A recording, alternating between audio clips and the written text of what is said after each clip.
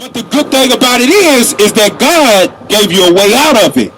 That you can understand your right from your wrong, and then you can turn from it. 2 Corinthians chapter 13 and verse 5. Because you might not be an all-the-way believer where you get Christmas lights, you get Christmas trees, and you do the presents and things of that nature, but you partake of the other stuff when grandma call you, when mama call you, you come and get a plate from the Christmas dinner that they just celebrated.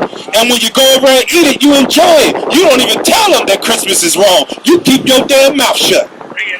God said you are complicit in the lies. Judgment for you. Read that, 2 Corinthians 13:5. 2 Corinthians chapter 13 and verse 5. Examine yourself. That's what we all got to come to. You got to get to the level of examine yourself. Is what God is saying out of this Bible true? Did we just read in Jeremiah 10 where it described the tradition of Christmas of cutting a tree, decking it with silver and gold, and God said, learn not that way. Did I just hear that? Yeah, I did. So now you got to do what? Read.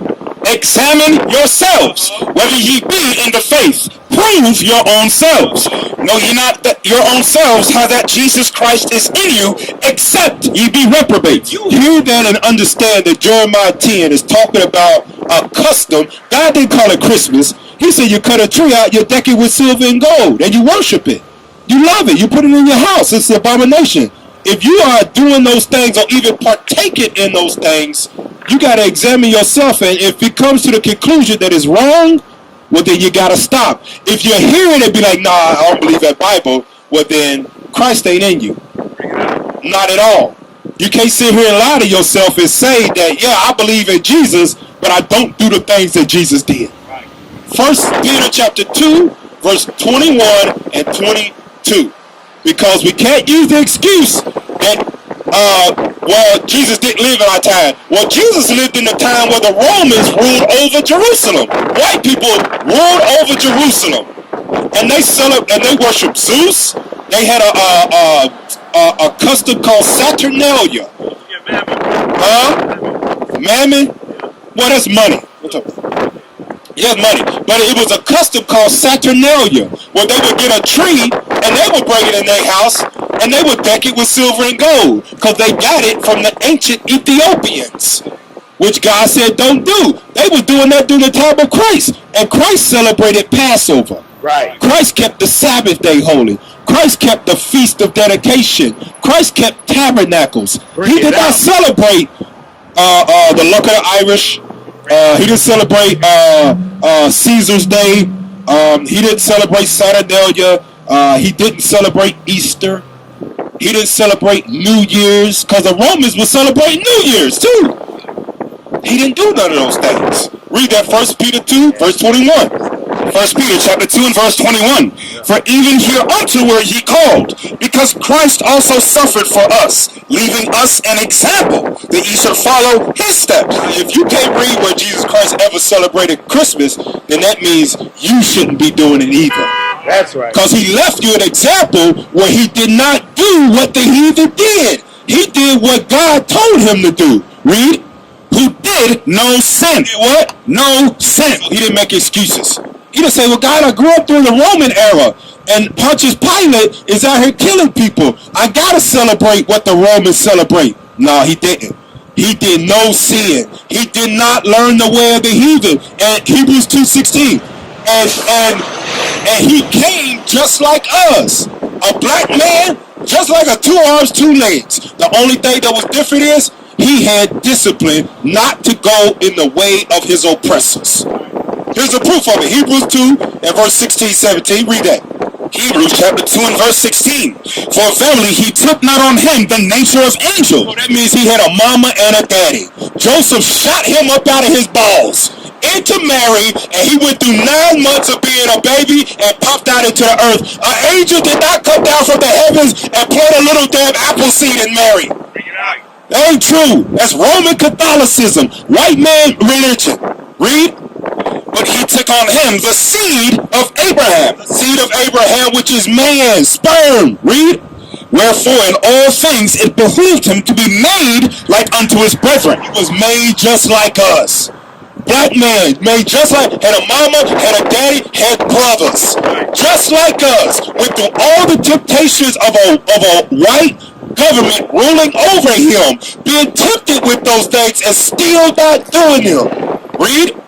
That he might be a merciful and faithful high priest in things pertaining to God, to make reconciliation for the sins of the people. So he came just like us, so he can show us that you could overcome the ways of the world. You don't have to follow after the ways of the white man, the oppressor, just because it's here for you. Just because these stores are open right now does not mean that we have to go in it, because God put us into a place where they give you so-called freedom of whatever you want to do. You can worship any kind of God you want to. You can spend your money where you want to. It's an illusion of freedom that he gave us, that they gave us here. And you have a choice to either do what the rest of the world does or to follow after what God says to do. And one of those things is that we are not supposed to be learning the ways of the heathen celebrating Christmas. Go back to Deuteronomy chapter 7, and I want you to read verse 25 again to show what happens when we do what they do out here, because they not God's people. When we do what they do, he jacks us up. That's why when you go on Google and you type in slavery, you will never find no other race of people other than blacks, Hispanics, and Native Indians that went through slavery. Right. You will never find a white man in chains on a ship. Bring it out. You will never find Chinese people on a ship. You won't find Jewish people on the internet. There's no history of them ever being enslaved and put on ships or tortured by anybody. They're not even on the walls of Egypt. Bring it out. Bring it out. Why? Because they not the people of God. They can do whatever the hell they want to. God don't care. But us, he said, you bet not do what they do, or I'm going to judge you for it. Read that, Deuteronomy 7:25. Deuteronomy chapter 7 and verse 25, read 25, verse 25. The graven images of their gods shall ye burn with fire. Now, you know what another graven image of their gods is? That right there. Bring it out. That's a graven image of their gods. And what do? We worship that vicariously through Christmas. Right. When you get a Christmas tree, you're not thinking of no black man that died for you, that was made just like you from the tribe of Judah. When you celebrate Christmas, you are not thinking of a black man with woolly hair that had red eyes. The whites of his eyes was red. You're not thinking about him at all. You are worshiping the graven image of that white man that they gave us in slavery. Read. Thou shalt not desire the silver or gold that is on them. You're not supposed to desire the silver or gold. That means going into the chains that they have, right? Or the silver or gold that you might put on your Christmas tree. Read. Nor take it unto thee, lest thou be snared therein. For it is an abomination to the Lord thy God. That's why Jesus is an abomination. Christmas is an abomination unto God. Read. Neither shalt thou bring an abomination into thine house. Those Christmas trees, those presents, don't bring it into your house. And don't think you smarter than God. Like, I ain't gonna bring it into my house. I'm gonna keep it in the trunk of my car. Because that's what Negroes would do. Because we think we smarter than God. Well, I ain't gonna do, because God said don't bring it in the house, but he didn't say a car. Okay, alright. And watch you in that damn car, he end your life in it. With the Christmas presents in the back, and you gonna be a story on somebody's 6 o'clock news. Read. Lest thou be a cursed thing like it. You celebrate Christmas and bring the presents and the trees in your house. You end up being what? A cursed thing like it. You blew it up. You are a cursed thing just like it. That's why we struggle the way we do as a people. We are being cursed by God for doing the things that he told us not to do. Deuteronomy 28, and I want you to read verse 45 and 46. Because you might think, it's just words in the Bible, but you got to look at the reality of the lives that we live as a people. We down here, as I keep saying, we down here in Miami. If you go a little further east, it don't look like it over there. Abandoned buildings and trash everywhere. Black and Hispanic people on the bus stops now, they riding Bentleys and Mercedes and Maseratis. They living good in their sin because they not God's people. That's right. You are. Read that. Deuteronomy 28 verse 45. Deuteronomy chapter 28 and verse 45. Moreover, all these curses, all these what? All these curses shall come upon thee and shall pursue thee and overtake thee. God said the curses shall pursue you and overtake you. Read. Till thou be destroyed. We are destroyed as a people. Mentally and physically. So destroyed mentally that we don't have a biblical scripture of Jesus Christ being born on December 25th. And we still celebrate it. Right. That's mentally destroyed. You don't care what God say, you are going to follow the ways of your oppressor and make yourself happy. You don't give a damn about pleasing God. Right. As long as you happy, you're going to do whatever you want to. Okay. God said, I'm going to do what? Read. All these curses shall come upon thee, and shall pursue thee and overtake thee, till thou be destroyed. God said, I'm going to destroy you as a race of people. Not individually, we got our own trials. Sometimes we up, sometimes we down. But as a collective, as a race of people, as the house of Israel, African Americans are destroyed in America. Right. That's right. The West Indian blacks are destroyed. And you know what? One way you destroy, you ain't even got your God-given name no more. Right. Right. You ain't called Judah. Them white people, them East Asians, East Indian people, them Chinese people, they don't call you, come up front. House of Israel from the tribe of Judah, from the tribe of Levi, come and get your coffee from Starbucks. They don't say that. They say, nigga, coon, Tyrone. Right. Come get your coffee. We destroyed. We ain't even got God's name no more. Keep reading. Because thou hearkenest not unto the voice of the Lord thy God, to keep his commandments. That's the whole thing of what it boils back to. We don't keep God's commandments. We want to do what we want to do and then justify it with made up beliefs. Right. Not historical at all. And then as a parent, you let your kids do it. Right. And you don't tell them right from wrong. You let them say, oh, they got to make their own decisions. Well, why in the hell did you have kids then if you're going to let them make their own decisions? Right. That ain't what a damn parent do. That's right. What parent pops out a child and say, hey, man, grow up by yourself? God didn't do that when he made us, the nation of Israel.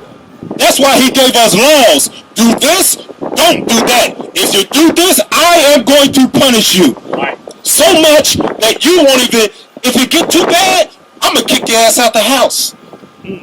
Our house is Jerusalem. That's where we from. God said, you can't stay in my house no more. Get your ass out and go live with the rest of them Nilotic Africans. Them people that's not ours, Ham is what they're called in the Bible. Go live with them and then wait until the white man gets enough power to make cargo slave ships, and I'm going to send you on the other side of the earth. Right. And there you going to struggle because you don't keep my laws. Read. To keep his commandments and his statutes which he commanded thee. And they shall be upon thee for a sign and be what? Be upon thee for a sign and for a wonder, and upon thy seed forever. The curses that we go under, they are signed to let you know who you are and what you're supposed to do. You gotta change. We gotta congregate as a people.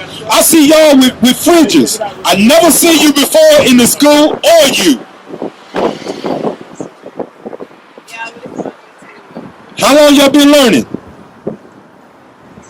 2 years? Lord, that's a long time for God to wake you up and not be congregating. So what is the reason of not congregating?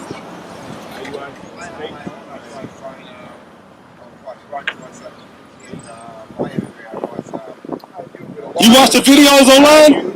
I see. When I started, I was trying to find the answer.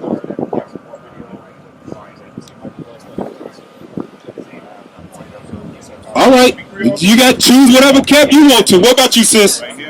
You been to the school bus? Pompano. Yeah.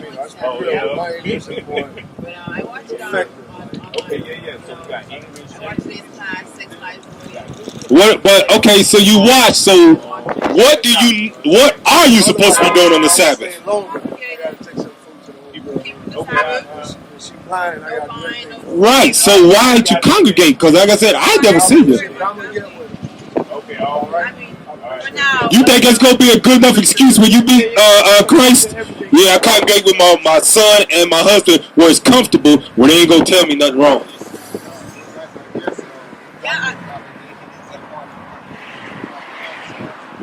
Say it again. I can't hear you.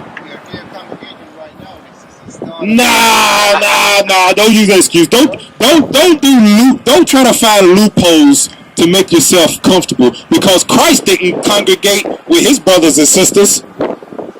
Luke chapter 4. Watch this. Right? Christ didn't congregate with his mama and daddy, and they knew they was Israel and his brothers. He didn't congregate with them. Luke 4 verse 16. Go. Luke chapter 4 and verse 16. And he came to Nazareth where he had been brought up. And as his custom was, his tradition, read, he went into the synagogue on the Sabbath day. He wasn't at home, y'all. You can't use that excuse. Right. You can't use it. Because it's not going to work. Because Christ got up out of his house, because he had his own place. He wasn't above. And he went into what we call the church today. It's a Greek word, church, synagogue. And he did what? And stood up for to read. And there was delivered unto him the book of the prophet Isaiah. And when he opened the book, he found the place where it was written, the Spirit of the Lord is upon me, because he hath anointed me to preach the gospel to the poor. Now check this out. As a man, he went into the synagogue, right? He did stay at the house. And then he's reading right here that God anointed me to preach the gospel. As man of the Lord, our job is not to sit in the house and congregate with our family. It's to do this. To do what? To preach the gospel to the poor. That's why we ain't on the beach right now. That's why we here. We right here in the hood, where our people are, to preach the gospel to the poor, so they can know where they have went wrong with God and where they can be right with God and what to do.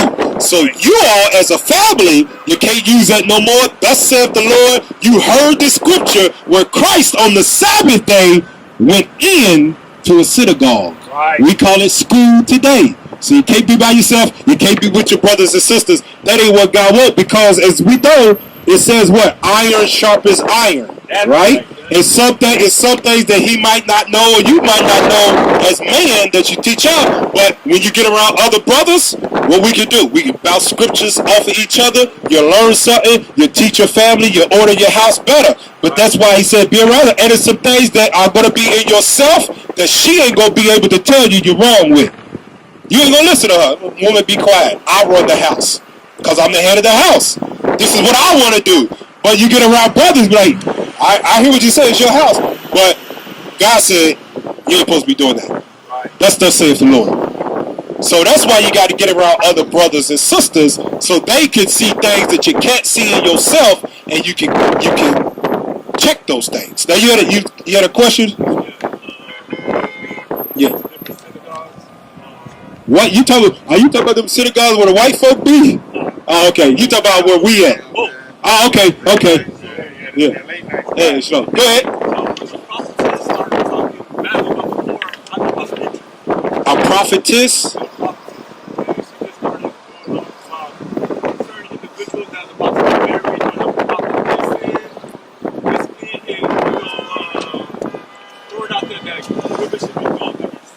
Whoa. Not real love. Wow. But when you marry, you make a vow not with just your wife, but you also say the word to God. Right.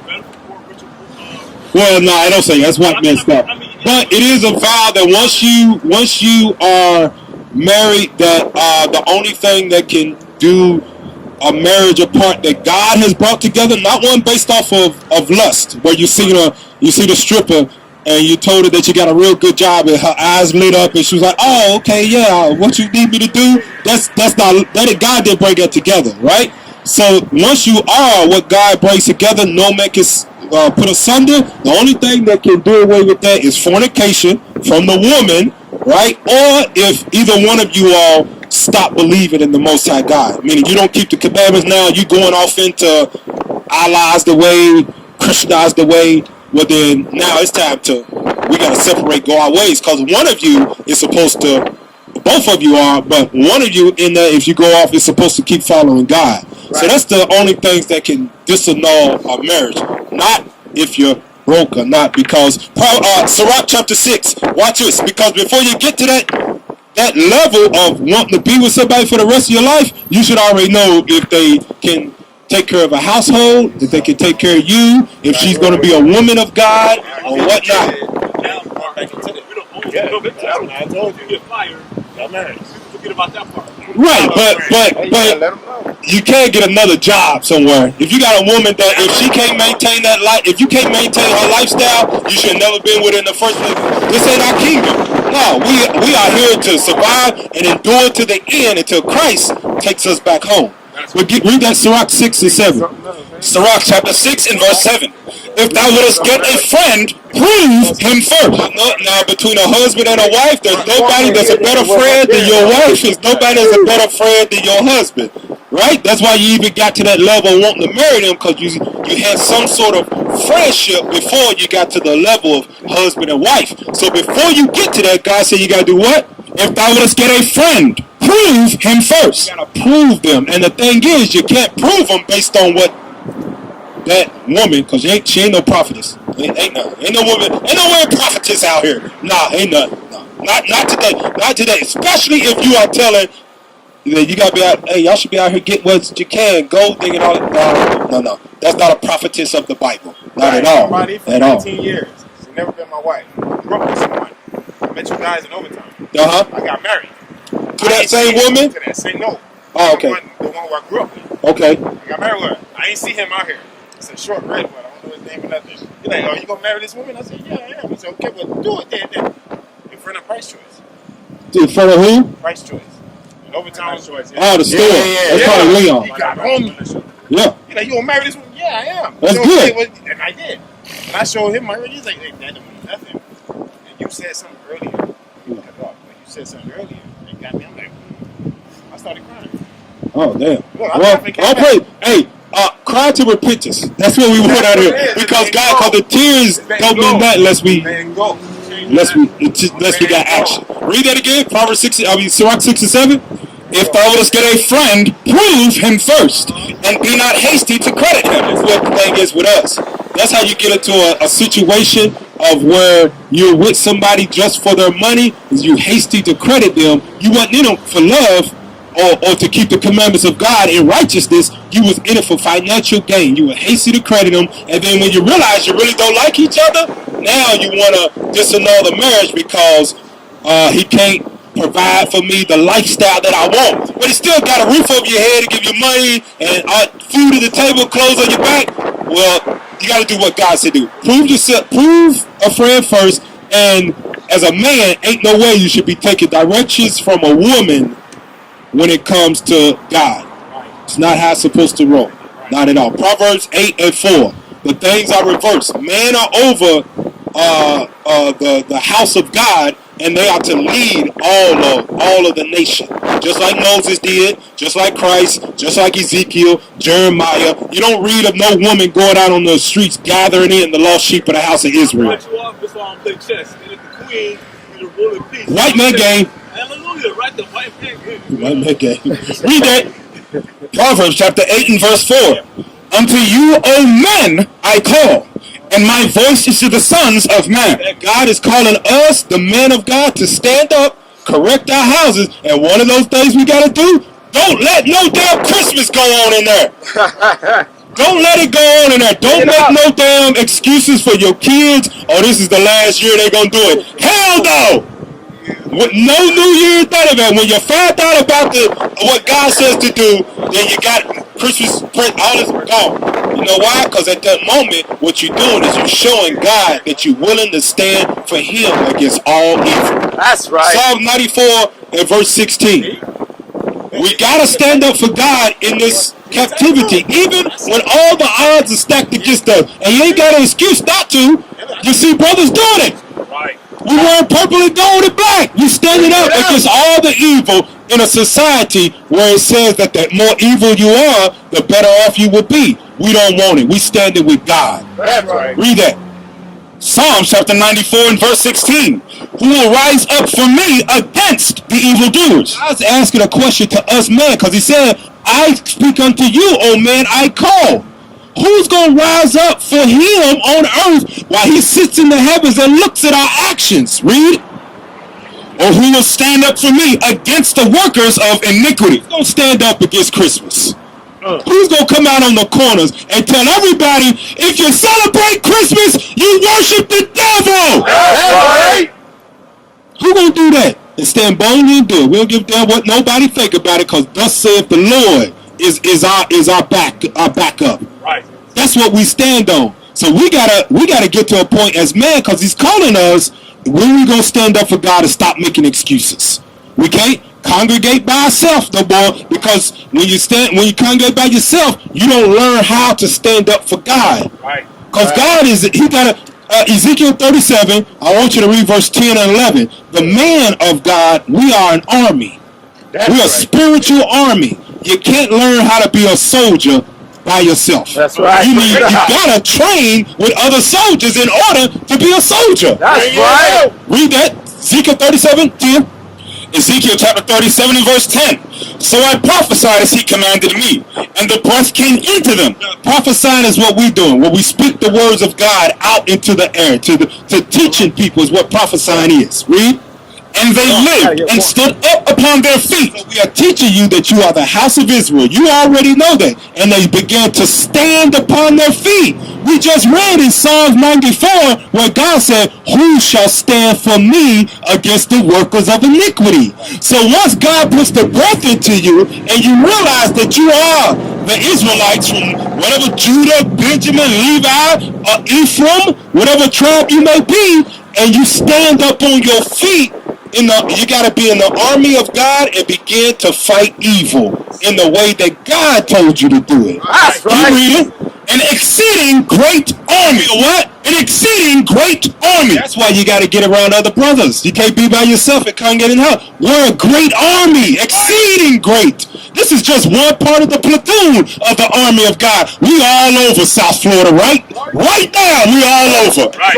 God platoons his army every Sabbath, hell, sometimes every day, 30 days out of the week. We hit different areas to battle with the word of God, because we are an exceeding great army. We all over the damn world teaching right now, matter of fact. That's right. And he said unto me, Son of man, these bones are the whole house of Israel. The whole house of Israel. We are an exceeding great army. So once you stand up for righteousness to fight on behalf of God, as a soldier, you got to get into the army of God with other soldiers so you can sharpen your sword for when you go out to battle. Somebody got a question? Oh, hey, what about this prophecy in the synagogue? Sirach 6 and 7. Oh, what about Christmas? Jeremiah chapter 10. What about dietary law? Leviticus chapter 11. How should I dress? Okay, Deuteronomy 22 and 5. What about when Christ is born? Luke chapter 2.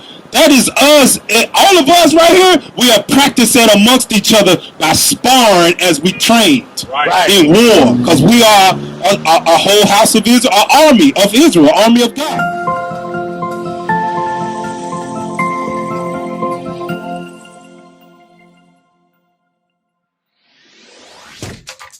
Shalom, Israel. This is Bishop Nathaniel. I want you to know that you can view all our Sabbath classes live on IUIC TV. That's right, I said on IUIC TV. Download the app today. Shalom. What is a nation?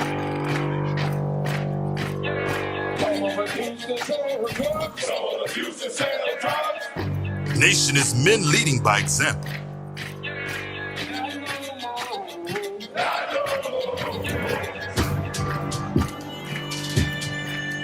Nation is family.